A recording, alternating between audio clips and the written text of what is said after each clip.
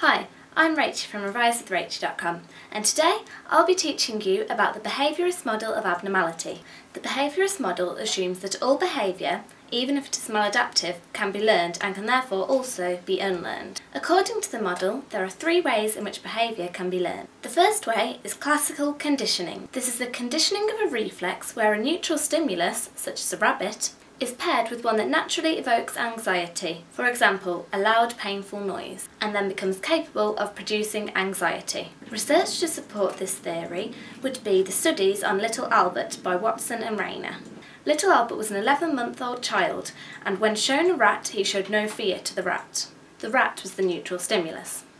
After this, every time from then on, when Little Albert was presented with the rat, the researcher would strike a metal bar behind Little Albert's head, producing an unexpected, unpleasant sound. This sound was the anxiety-evoking stimulus.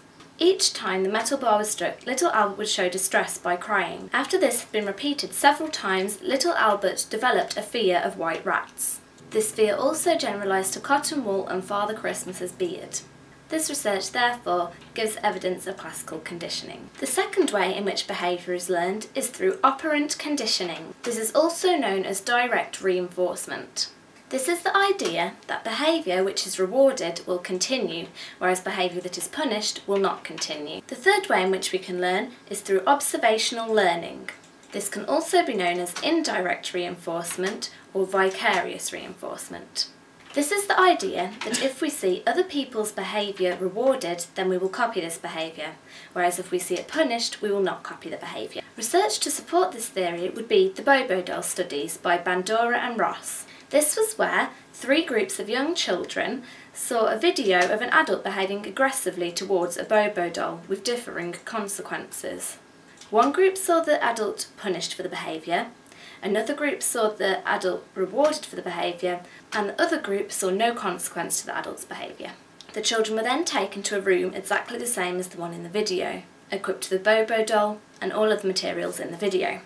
The children who had seen the adult rewarded and have no consequence for the behaviour imitated the behaviour of the adults on the video, behaving aggressively towards the Bobo doll. When they did this, they were rewarded for their behaviour. The children who had seen the adult punished for their behaviour did not imitate the behaviour. However, once the other children started being rewarded for this behaviour, the children who had seen the adult punished joined in and imitated the behaviour. You will need to be able to evaluate the behaviourist model of abnormality, and I would recommend that you can give at least 6 evaluation points in case this theory comes up as a 12-mark question in the exam.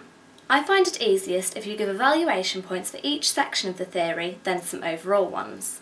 I'm just going to go over the points that I would use, but remember, if you have points of your own, then of course you can use these as long as you can justify them. Classical conditioning has scientific research which has been done on humans to support the theory. Classical conditioning is also a good explanation of phobias and is credited by psychologists in the real world. Observational learning also has scientific research done on humans to support the theory, and it can explain the role of the media and its influence on behaviour. However, the Bobo doll is not a real person, so it is debatable how far we can generalise the findings of this research to real humans in the real world. Overall, the theory is reductionist because it reduces all complex behaviour to simple reward and punishment.